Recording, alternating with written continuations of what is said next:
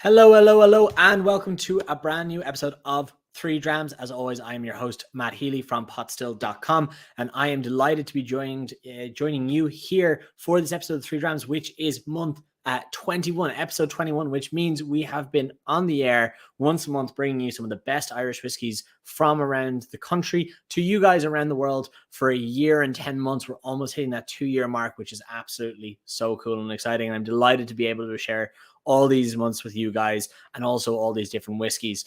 As always, if you're joining us for the first time, you're going to be meeting some of the flavor creators and makers of the three whiskeys we have tonight. We're joined with Lambay whiskey, BOANN distillery, and of course Paris Court whiskey from the Fercullen estates. And we are very excited to be showing you these whiskeys. As always, if you have a pack sitting with you, if you have subscribed for the month, you will get a discount code at the end of the show, which will go directly into your email inbox, which gets you a discount on each bottle individually you try tonight, as well as all three that can be shipped directly to your door. As always, a very big thank you to the O'Donovan brothers from Irish Malts, who are the masterminds behind Three Drams, and their team down in Cork, who put this together every month and ship them all across the world. I do always say hello to some of our friends in the four corners. We have friends in Brazil, in Germany, in Canada, and people who watch back in the morning in the far side of the world, like Japan and Australia. So I am absolutely delighted. I'm already seeing Martin Purcell saying his big greetings from the Algarve, so he's making us jealous already.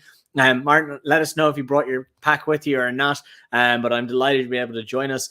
Do let us know in the comment section where you're joining us from, because we are trying three whiskeys from up along the east coast of Ireland, but that doesn't exclude anyone who's in other parts of Ireland. So do feel free to join in. I'm seeing joining in from their farm in Mill Street in Cork. I'm delighted that Rick's joining us. And then, of course, you can't have an episode of Three Drams without Glenn Meyer showing up. So I'm absolutely delighted. Remember, guys, when you are tasting through tonight, use this opportunity to ask our three guests the questions that you want to know about the brands. You have the comment section in the corner, and they're questions we can either put them on screen or we can ask them after the fact, and they can go back and answer in the comment section after the show. Martin, who is joining us in the Algarve, has confirmed he has his pack. He brought it with him. It is absolutely fantastic. Olivia coming in from Clare, delighted to have you. And of course, Darren joining us once again from Dublin. So lads, you know me, I don't like leaving it too long in the tooth. I like getting us straight into that first glass. So please allow me to re-welcome and reintroduce Sabine Sheehan from Lambay Irish Whiskey. I am delighted to have her once again on the show to showcase a fantastically interesting and really cool brand and an island I boast that I can see at my apartment window. So Sabine, welcome to the show. How are you doing? Hi, Matt. Good evening. How are you? I'm fine, thank you. I'm super. It's a lovely evening here in the part of Dublin I'm in. I know it's raining in a load of different places, but I'm absolutely delighted for myself. Where in the world are you joining us from? Well, I'm not sitting on the island of Lambay, obviously, with my lovely, colourful virtual screen. I am actually in Kildare, the county of Kildare. So good evening, everybody from far and wide. It's lovely to be back on Three Drams. Well, I'm delighted to have you. I'm seeing that we always have quite a great representation from Sneem and County Kerry, so I'm delighted to have the guys in. There's usually about 8 people who watch in one household down there all get together, so I'm delighted to hear that. But apart from talking about Kerry, let's talk about a little bit of Lambay. This is Dram number 1, everyone here. I'm going to fill a little bit into my glass, and while I'm doing that, why don't you tell us what we have this evening to be trying from Lambay? Sure thing. So tonight it is my pleasure to present our new single malt that we released only last month. It's the second single malt that we've released since the one in 2018, which sold out. This is a limited edition, 10,000 bottles, batch 2021 release, single malt. It's actually 43% ABV compared to what it said on the screen there, just in case we don't want to misinform anyone. It's very much a new step for us because it's a collection of a 3-part series that will bring out batch 2 later this year, and batch 3 is next year. The whole idea is about pushing oak forward, single malt, finishing to the nose and to the taste. Totally different type of single malt profile we've done before. Okay, well, fantastic. Well, I'm going to blame the O'Donovan brothers who put together the graphics. Now, it does say in the 3 Drams card, it does say that it's 40%. So all of you eagle ears at home, make sure you know it's 43. Is that correct? It's 43. Yeah. With good reason, Matt, because I think we started out as a brand doing a lot with 40% ABV, and feedback from our whiskey fans was that they kind of wanted that a bit more intense cognac cask finish. Can you give us something with a higher ABV? And we feel that 43 seems to just really match quite well with the finishing style we make. So that was with the Irish malt, single cask strength, etc. They kind of vary from 43 upwards. So yeah, Sláinte. Oh, perfect. I'm going to dive into this glass and have a little sip. And when I'm doing that, do you want to give us a little background about how this this single malt is made up? Yeah, absolutely. So first off, folks, it's a single malt. We source our liquid independently from Irish distillers around the country. We're not producing the whiskey ourselves. What we're doing is bottling, blending and maturing our whiskey. So basically, this is a single malt which has been partially matured on the island of Lambay, exposed for a longer time in the maturation warehouse on our shoreline. It has a triple distilled single malt in it, bourbon cask matured, and then finished for a period of time in our French oak cognac casks. So this is done with a second fill cognac cask finish this time, Matt, rather than single. So it's really about us kind of pushing the higher percentage of island matured Lambay single malt to deliver a more intense salty note on the palate. And then this first fill and second fill cognac cask finish delivers a more intense mouthfeel of kind of spice, tobacco and pepper on the palate. So all of this is blended with the single malt from our island warehouse. On the island of Lambay, we have a sea cask room, a maturation warehouse, which is right by the sea. So therefore, this whiskey in this warehouse, it imparts this kind of smoky attribute with a slight salinity and a lingering kind of finish that balances the rich oak and herb note. So when people ask me what's the deal with this single malt, I will immediately say it's about pushing an oak forward type of finish. And we're really targeting those single malt drinkers who want to kind of leverage up and broaden their tastes, having already experienced our previous single malt. Well, I'm loving the comments that are coming through here and people's thoughts on the tasting notes. And do let us know in the comments what you're tasting as you sample along. For me, I always find the Lambay whiskies are funny. There's a great salinity to them. And a lot of people who mature by the sea talk about salinity, but usually if it's present at all, it's usually an afterthought. Whereas this has, I see Dave jumped in with pepper and spices. There's kind of that crack of pepper, but a lot of that kind of that saltiness on the palate as well, in a very palatable way. I was careful of whiskey tasting notes for people that don't usually taste whiskey. It always sound a bit obscure, but it's very, very, very expressive. The nose is fantastic.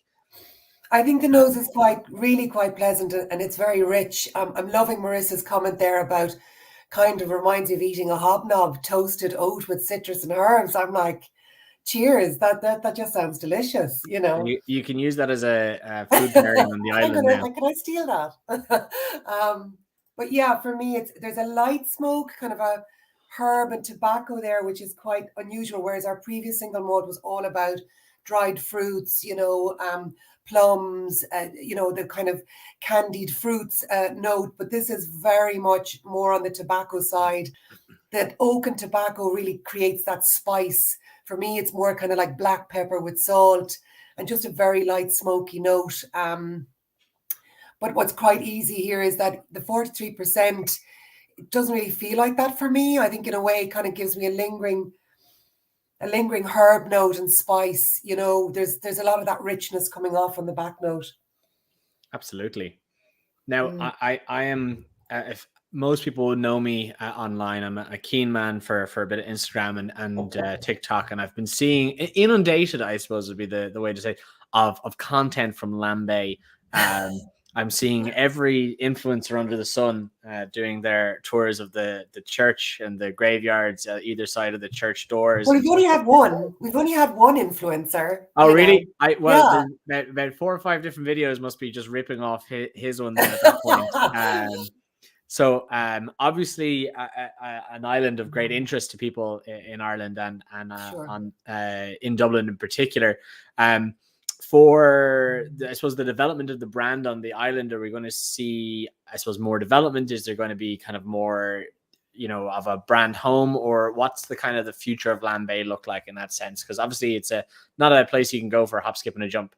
No, certainly not. It's we're kind of ruled by tides and time, I suppose, with the sea being that big barrier between us and the mainland. Yeah, we have our planning permission in for our micro distillery, which is being built. Where at the minute we just worked very closely with Dundalk University on a progressive green program for a distillery that can be operated as green as possible. That's a big body of work that we've just finished. We're looking at wind and wave energy. We're certainly scoping out different ways that we can power a small micro distillery on the island of Lambay. It's going to take a little bit of a while. I'm sure anybody who knows, and yourself, Matt, in the distillery business, these things don't happen overnight. But, we're excited about it.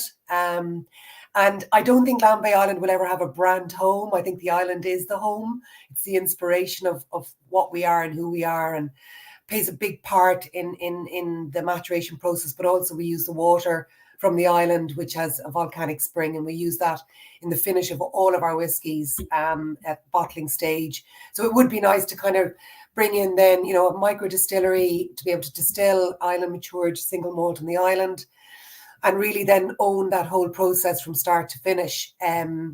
We do offer the island for exclusive groups who want to come over and visit. They'll find out all that detail kind of on our website. The island is by invitation only. It's a very small patch of land at the greater scheme of things, and only 6 people live there. So it's not like we can employ loads of people and bring them to work every day. That's just not going to happen. So what you're saying is, if someone wants to become the head distiller of the micro distillery, they get to live on Lambay Island. They're going to have to live there. Yeah, definitely. We'll be putting that job offer up very soon. I will be eagerly sharing it on LinkedIn. I hope the Wi-Fi is good out there and they can at least tune in to 3 Drams every month. You'd be surprised, Matt. The Wi-Fi out there is better than in my own house. It's extraordinary.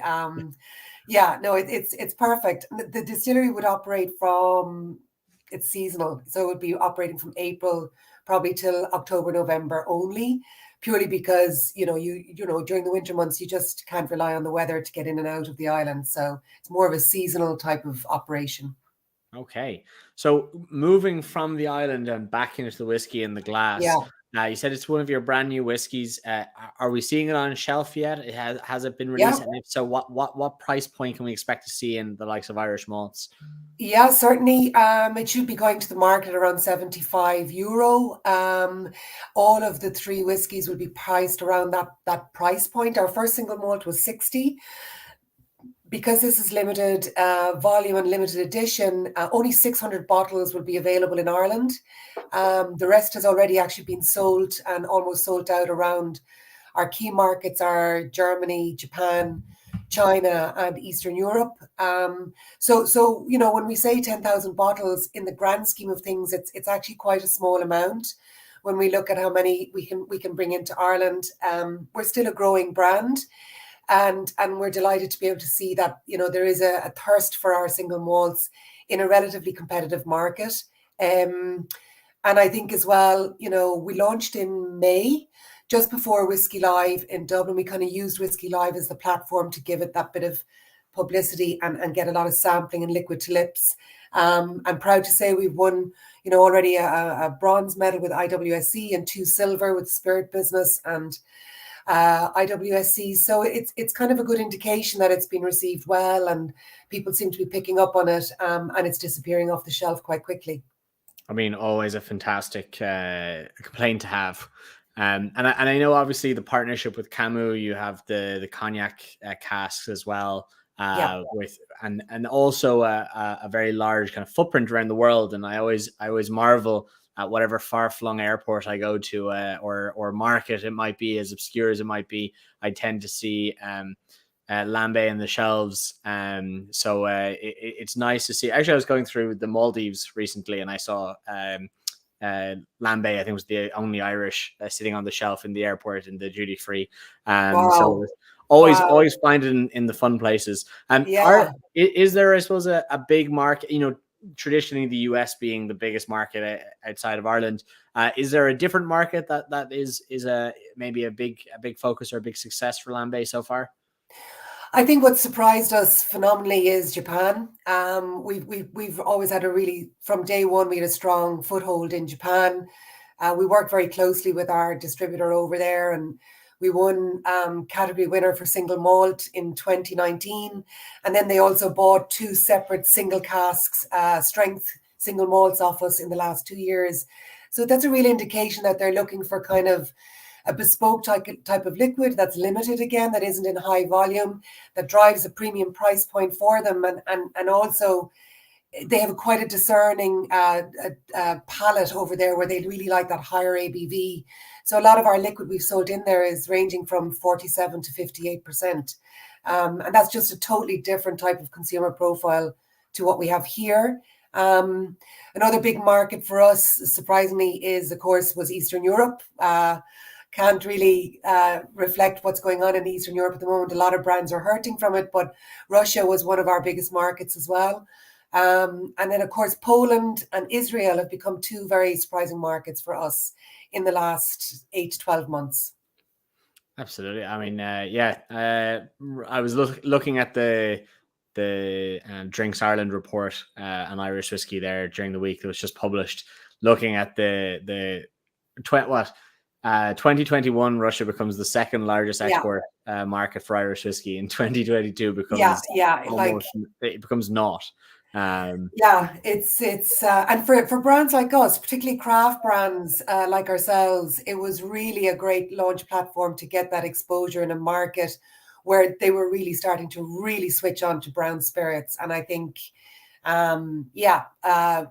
we'll hopefully get back some stage, but right now it's a big gray area and we just have to fish in another pond. Yeah, you think it's bad. I've been learning Russian for the last 2.5 years to work on the Russian market. So, that might come in handy, Matt. You never know. Listen, it's not the handiest right now. But thank you for giving us that introduction to this fantastic. And I've already polished off my little sample. I do invite everyone to keep about a bit of each bottle to kind of compare after the fact. It's always nice to go back, but I've really enjoyed this time, and of course the first time you joined us on the show to talk about Lambay single malt. It is, as you said, it's out in the world now. You can find an Irish malt. You will get the discount code directly into your inbox at the end of the show. It's 43%. I'm going to 43%. Donovan Brothers need a bit for any of your cigar smokers out there, I'd highly recommend it. This is your whiskey with a cigar, without a doubt. Oh, fantastic. Well, I am delighted. Thank you so much. I really appreciate you giving us that insight into this whiskey. And of course, guys, in the comments section, please keep dropping in any questions you have. But Sabine, thank you so much. I really appreciate your time. Cheers, Matt. Thank you. So I see someone dropping in the comments there saying, it's a great dram to celebrate Sam coming home to Kerry. Well, my next guest, I think, is going to be someone that will agree to that point very much, because we have Michael Walsh, Michal Brannock from BOANN Distillery with Whistler's Double Oaked Whiskey. So, Michal, welcome back to the show. How are you doing? Very good, very good. Just about recovered from celebrating Sam coming home to Kerry, and I'm actually, this must be my 4th or 5th time on the show, and I'm always absolutely thrilled to be on. I would rather be nowhere else, but if I'm being honest, this evening Sam Maguire is currently sat in my local pub in Dingle, when I'm back home in Dingle, my local, as we speak. So I wouldn't mind being there, even though I celebrated it enough at there earlier in the week. So no, it's good to be back to a bit of normality and talking to yourself on 3 Drams even this evening. Yeah, absolutely. And I'm sorry to tear you away from the celebration. Well, I'm a long way. I'm not in Dingle, obviously. I'm above in Drogheda and inside in the boardroom with the distillery at the moment. So you haven't torn me away. It doesn't mean that I'm not long. My friends are messaging me now, pictures of them at the cup and all this kind of stuff. So I wouldn't mind be there, but it's next year again. Hopefully. Said like a true Kerryman, not a word of doubt in there. No, hopefully we won't have to wait 8 more years. But Oh, there Anyway. you go. Well, anyway, as we're here to talk about whiskey, despite the fact that we have a Kerryman in front of us, we'll switch off the GAA. We are on to dram number 2. Recall here now. This is the Whistler Double Oaked. Now, Michael, I'm going to pour some in my glass, and I'm going to pull up a picture of the bottle again just so people can see it. Now, freaking out my dog by tinging off my glass, so don't mind her. Why don't you tell us a little bit what's in the glass, and I'm going to have a little nose of it here just as I pull the bottle back up to give people yeah, so this is the Whistler Double Oaked. It's a blend. It's probably our entry level whiskey. It's it is our most competitively priced, I suppose. We like to think that we're a competitively priced brand anyway. Most of our whiskeys retail around the €50 mark. But this retails, I think, on Irish Malt about 36. It's kind of that we're a brand, I suppose, that it's not off the walls, super premium. Even though we do have some fairly old age statement stuff coming down the tracks, but we're trying to be that next step on when people have their entry level whiskies and they want to start to progressing up the ladder. We have some fairly diverse range of whiskies that allows them to go in a few different routes, whether that's blends, single malts, or single grains, without having to break the bank and explore further. But this is somewhat of a classic Irish whiskey style for what is the most prevalent style of blended whiskey. This is matured in first bourbon, and then so individually we'd have our single grain or single malt are first individually matured in bourbon casks, and then blended together and matured for a little while longer in our Oloroso sherry to add a subtle sherry finish. It's not the most, it's not the biggest sherry bomb. We do have some very heavily sherried whiskies within the range, but this just adds that little subtle little bit of sherry character to it as well. It's about an 80-20 blend of grain and malt. So a progression from most of your entry level blends, which would be closer to the 90 or 95% grain. So a bit more body and a bit more character, but still very round and soft and approachable for those that are new to whiskey or just want an easy sipping whiskey as well. So that's our Whistler Double Oak. So I'm going to have a little cheers to here. So say sláinte it. I'm going to have a little nose and a sip. And if you're tasting along at home, do throw up your tasting notes as you're going along.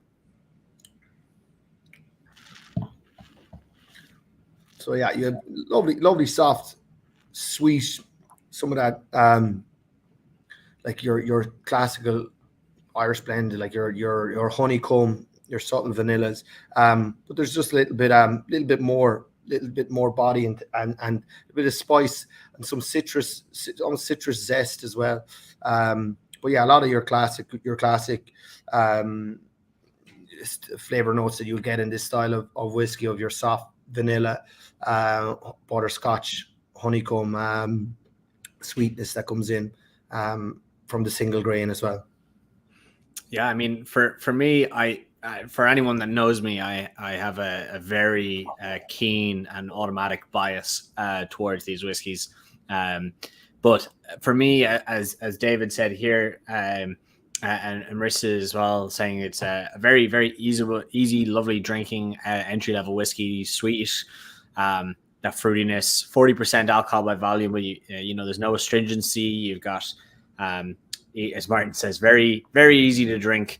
And I think that's absolutely, there's in the world of entry levels, there can be a lot of astringency and difficult to drink whiskeys and some great ones as well. And I think this falls nicely in that easy to drink category. Yeah, we'd like to think now easy to drink sometimes can translate as bland, and we wouldn't think that this is that either. That it has got that bit of character by having that slightly higher malt content, and that sherry finish on top. Although it's not over sherried, it's still very approachable, but there is a bit of character and a bit more body to it and a bit more character than maybe most of your entry level whiskies. It's a beautiful easy sipper, goes I know you're a keen man for an Irish coffee. It goes very well in an Irish coffee, and most of your other Irish whiskey cocktails are even a highball. So, but that's where it is. It's part of a trilogy set, and it's I don't know if there's any offer at the moment. I know the lads normally do, but these are a trilogy set where we've a double oak, the cream liqueur, and the honey liqueur as part of it, as well as like I said, are more competitively priced and entry level whiskies before people start to get a little bit to know about what we're about, and then maybe want to move on to experiment with some of our other styles. But as I've mentioned, and some of you probably might recognize me if you've been tuning into the show for a couple of times before. I've appeared a few times before with some of the rest of our range. But yeah, that's our double oak. I just checked that pack you have there in your hand is available on Irish Malts for $15.95 duty paid Irish, and it is in stock. I'm not looking at the international, so I have no idea. And there's also a barbecue bundle. I don't know what the barbecue bundle is. I won't load on my screen. I can't. This is I can't because we've about a dozen or so whiskies in the range, and a few of them I have presented previously, being the Marsala, which is a lovely, sweet, easy sipping barbecue weather whiskey, if there is one. Also presented the Calvados, which I think I called a barbecue weather whiskey, and the double oak. But this is the last time I'll say it. These are lovely, sweet summer evening. It's an awful pity we don't get more bright summer evenings for barbecues in Ireland, because we've got a good selection of whiskies that would go excellent with a warm summer's evening. But yeah, barbecue. I didn't know we did a special. It just loaded for me. It's the good, the bad, and the smoky, and a cider by the looks of it. So okay, well, yeah, the good, the bad, the peated cask whiskey and apples. So yeah, but yeah. So if people are looking for this whiskey around the world, I know it'll be available in the likes of Germany, because I'm going to be asked about Germany every single show. But you'll find an Irish malt shipped across the world. But if people are, I suppose, around the world, there's a number of other markets you'd see it in, most of Europe and the US and that kind of thing. Is that right? That's it, exactly. This is our biggest seller by volume. So we're distributed relatively well for a new Irish whiskey brand right throughout Europe and the United States, and wherever you should be able to find the Whistler, you should be able to find this. Like I said, it's our biggest seller by volume. One of our most popular products. Got probably a little bit to do with being competitively priced. But yeah, the likes of, if you're in the United States, you'd like your Total Wine and more. But if you're here in Ireland or Europe, there's no reason to look past the guys at Irish Malts. They'll get it to you as well.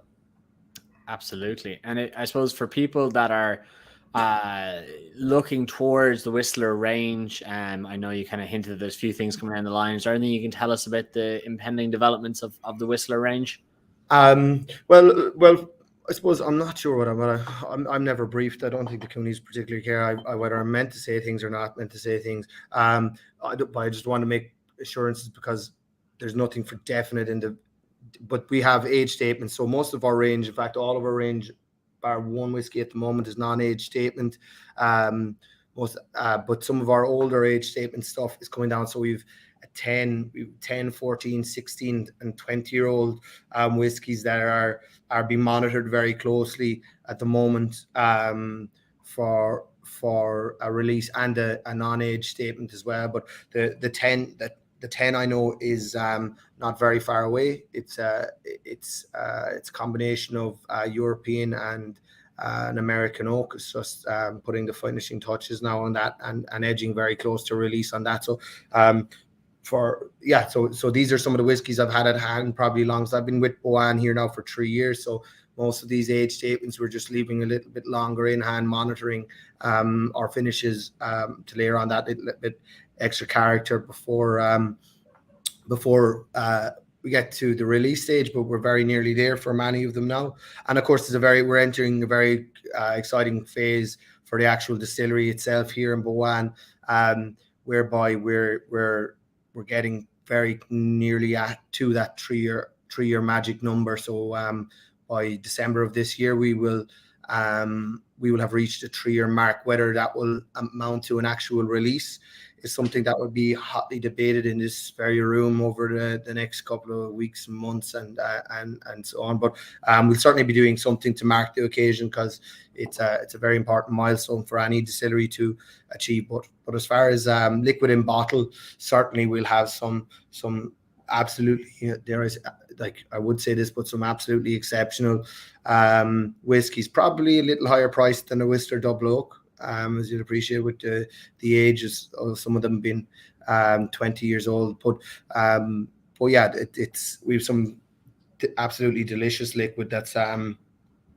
I'll be sorry to see leave the distillery in bottle form, because of course, as things sit in maturation warehouses and are being matured in cask, a very important role of mine as a distiller and probably in charge of blending as well is to monitor progress and take sample and taste from these whiskies. So I wear many caps inside the distillery. There's some jobs that are not quite as enjoyable as others, and one of the more enjoyable jobs is, of course, getting to taste 16 or 20-year-old whiskey on a fairly regular basis to see how it's progressing from time to time. So I'm very happy with where it is now. So we're probably not too far away from a couple of more releases, but once it's gone into release in bottle form, I don't get to taste from it every day. So I'll be sorry to see it leave.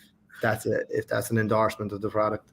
There you go. It'll be a new exciting product after that, and another one after that. Sure. Yeah. But I'm sure that's all we do. It's exciting stuff here in BOANN, the Whistler.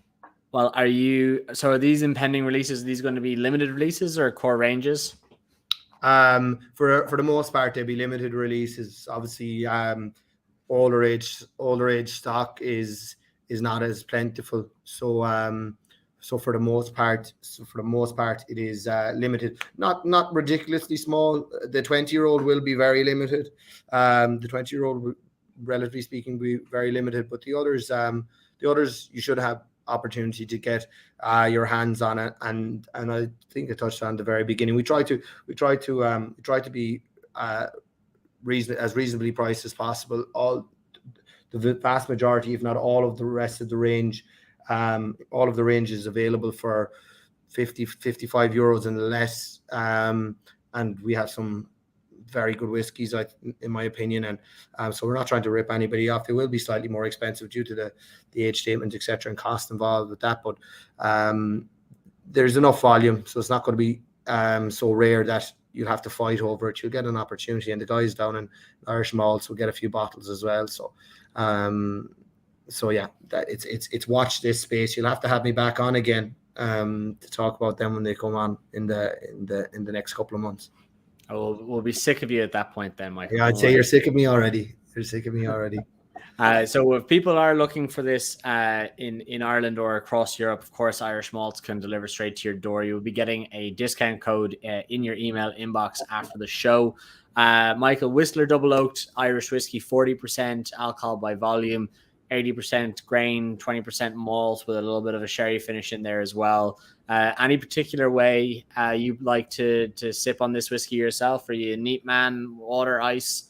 Well, for the most whiskies I would drink, I put a tiny drop of water, not even to dilute. It just, I feel it opens up. Even just, I have a pipette. You don't have to have a pipette.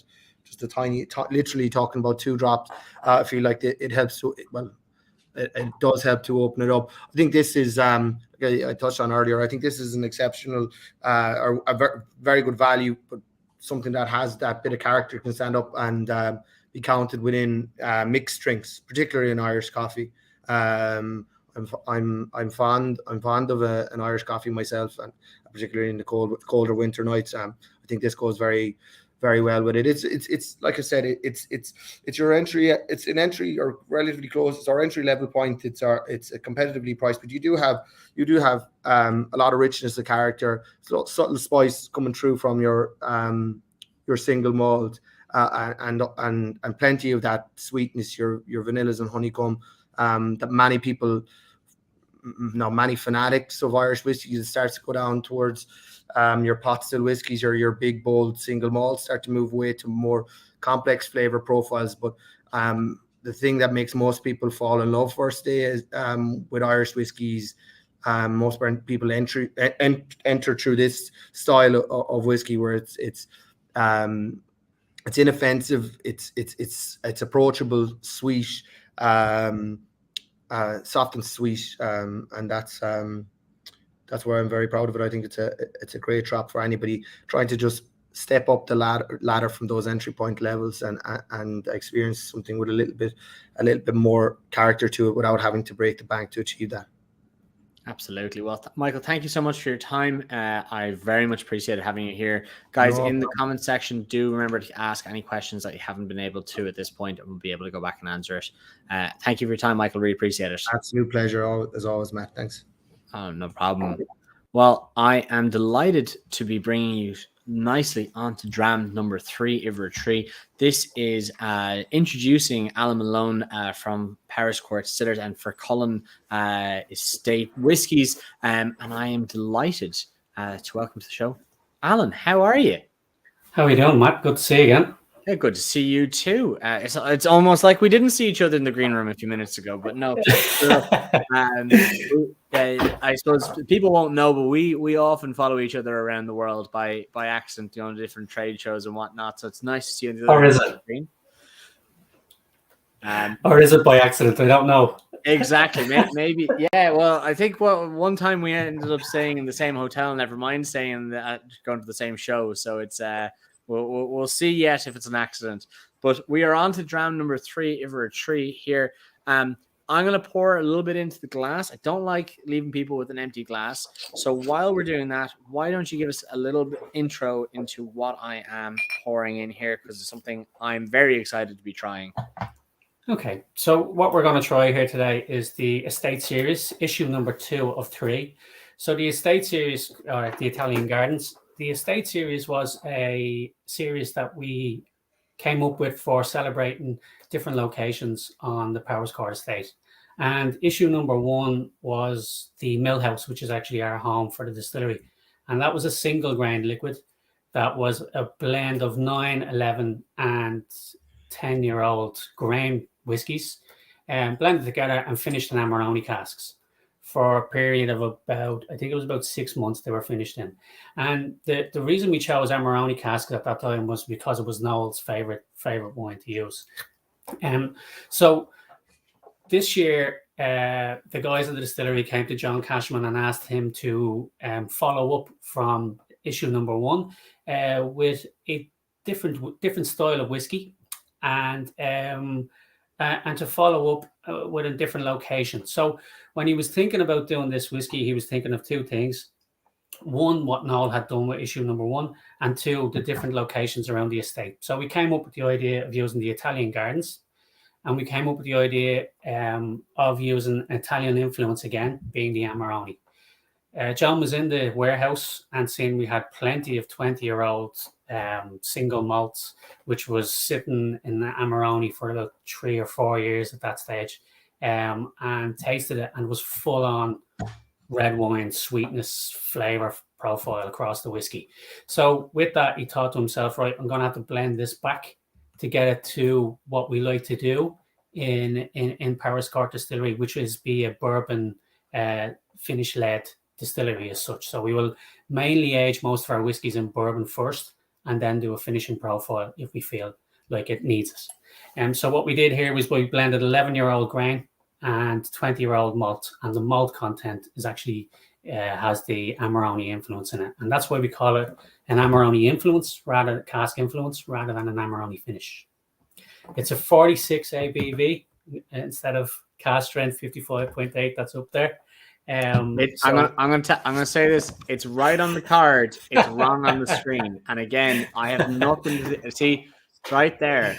I blame the O'Donovans. I have nothing. I show up once a month. I have nothing in the background. The successes are theirs, and the failures are theirs too. Brilliant. Well, just to clarify, so the guys at home know what they're actually sampling. With this on the nose, you will get like loads of fruit, marmalade, and then there's like a lemonade, or as I like to say, American cream soda. Oh I don't yeah. know if people will get that at home on the nose too. And then as you taste,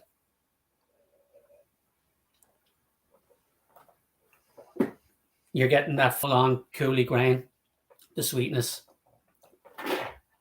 the honey. Then you're getting that spiciness from the Cooley malts, or Noel's malts, as the way he liked to distill them. And then there's a long, pleasant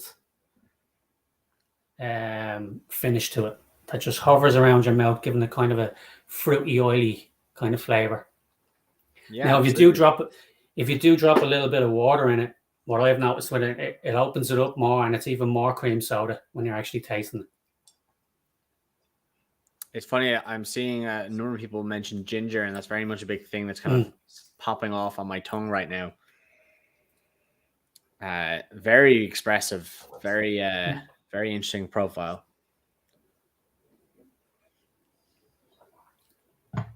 And how do you have an idea of how, I suppose, limited or not thereof this whiskey will be? So the first release, we done 2021 bottles. And on this release, because the fact we were actually doing a blend, we were able to gain more product out of it. So we're gone up, and the popularity of the actual estate series has grown. We've grown up to 6,000 bottles. To put that into context, we've sold 2,000 bottles in the first week of this going out to trade. So what we had actually bottled in issue number 1, we have sold in the first week on issue number 2. That's a good complaint right there. Yeah. Hmm. And it's a nice kind of way to preempt what's coming in the next couple of months in terms of our own kind of liquids and some interesting new SKUs coming to the market by the end of this year and early next year, middle of next year. Absolutely. And so we're going to see, I suppose, more from this estate series with different influences. Is that the kind of idea? Different casks celebrating different parts of the distillery and the gardens? Well, if you think of the kind of 4 typical styles of Irish whiskey being single grain, single malt, blend, and pot still, our pot still wouldn't be anywhere near ready yet. So you've seen the other 2 kind of prongs of the umbrella, let's just call it. So you can take a guess on what's kind of coming next. If I was to release and tell you what's actually coming next, I think John Cashman would actually fly back from Spain now and run into my house and choke me. So I better pull back on giving too many trade secrets away. Oh, that's very fair. And I suppose John kind of took over the realms of whiskey creator in terms of flavor and direction. I suppose for him, is this kind of his first release in the distillery under his tutelage? This would be his first release, but we did do a single cask release, which was an Imperial Stout finish from Wicklow Brewery. We had given Wicklow Brewery some casks to age an Imperial Stout in, which was the Wicklow Brewery 12-12-21 or 12-12-20, and they gave us back the casks, and we aged a 10-year-old single grain in those casks and then released it as a single cask. And then we've done we had another 2 casks that we batched for this month, and we've released through the distillery as a distillery select. So that would have been John's first release, and this is kind of his second kind of release. Okay. But both releases were done in partnership with our new distiller who has come in since the start of July. Okay, and are you able to tell us who that is? Paul Corbett. And it must be Paul exciting. Corbett. Yeah. I must say it must be exciting times always having a new distiller in the still house. Yeah, look, I mean, Noel, an instrumental man in Irish whiskey, put down everything that the guys in the distillery follow as a process for the last four years, and have been sticking by his processes.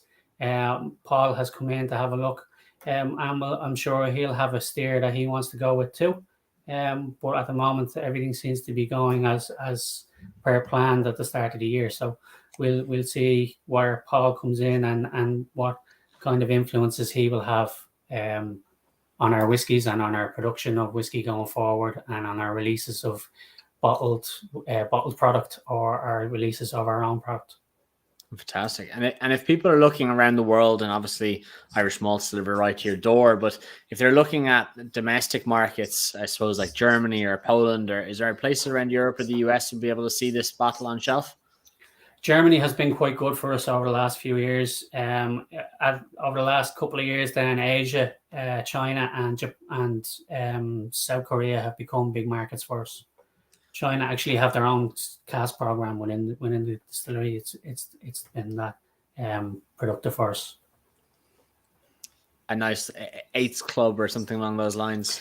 Keep it looking. The 88 club. No, even better, 2 eights. Yeah.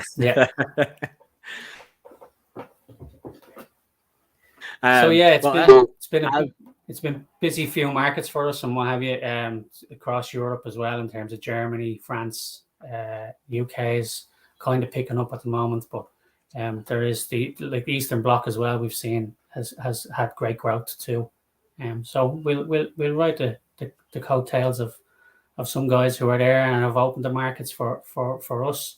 In terms of ourselves, we're kind of there at the forefront in terms of South Korea, hopefully opening the market for other people to come in behind us. So it's all about promoting Irish whiskey and not just single brands, you know. Absolutely. I look forward to sipping on some Fercullen in Seoul someday. I think that'll be always a fantastic experience to see those Irish brands on the shelf. And I suppose in terms of the distillery's already hit its 3rd anniversary in terms of its own spirit. That's correct? Mm-hmm. That's correct, yeah. So of August of 21, our spirit turned 3 years of age. So we could legally call it Irish whiskey. Fantastic. And I suppose no look at slowing down. I know you produced kind of a little bit of everything. There was, your pot still, your malt, and then I know that there was experimentations with rye and whatnot as well in the distillery. So I suppose we're going to see some interesting things. I'm not going to press you for specifics. I know Cashman will wrangle you, but I presume that kind of interesting things coming down the line won't wane in the coming years. No. If you've seen what we've done over the last few years in terms of age statements, keep an eye out for some interesting age statements towards the end of the year. Let's just say if you had a birthday on this one, you would have been given the key of the door in old Irish terms. By hopefully September of this year, we'll have our first blended whiskey containing our own product and some grain whiskey we've bought in. And hopefully by middle of next year, we should have our first single malt Powers Court distilled Fercullen liquid to the market too. Fantastic. You heard it here first, guys. 3 Drams, Irish malts, getting the scoop from Alan, whether he's supposed to tell us or not. If people are looking at the likes of Irish malt, etc., for this fantastic release from Fercullen, Italian Gardens, do you have an idea what this might set us back in terms of price point? It should retail for about €75. Okay. So we've tried to price them. The first in the series was retailed at €75 as well. So we're trying to keep that price point along. When you look at the liquids that have gone into it, it is an actual. I think it's value for money. Absolutely, some serious spirit that's gone into it. 46% alcohol, if I'm not mistaken. 46%, yeah, non-chill filtered. And then how many bottles did you say in this release? 6,000? So 6,000 in this release, yeah. Fantastic. Yeah. Well, thank you so much for your time and tasting us through this. I have really enjoyed this. I always delighted by Fercullen. And Michael mentioned Irish coffees earlier. I spent a day, swung down to the distillery and had a couple of Irish coffees. I wasn't driving. Someone else is driving. It's important to note. But I had a couple of Irish coffees in the distillery, and they were phenomenal. Had a great time. That tasting room, coffee shop, relaxing area, beautifully laid out. And if anyone knows me, I'm an absolute fiend for Irish coffees. And that was top notch for me. So I'm always happy to see a Fercullen bottle on my shelf, and I'm delighted that you were able to come along this evening and introduce. No problem at all. No problem at all. We call that the Fercullen Whiskey Lounge, by the way, now. So it's all about whiskey and Irish coffees, cocktails, and the whole lot. So if you're up in Powers Court and you want to have a coffee between Thursdays and Sundays, do pop in and see the guys. Keith will look after you with a nice Irish whiskey.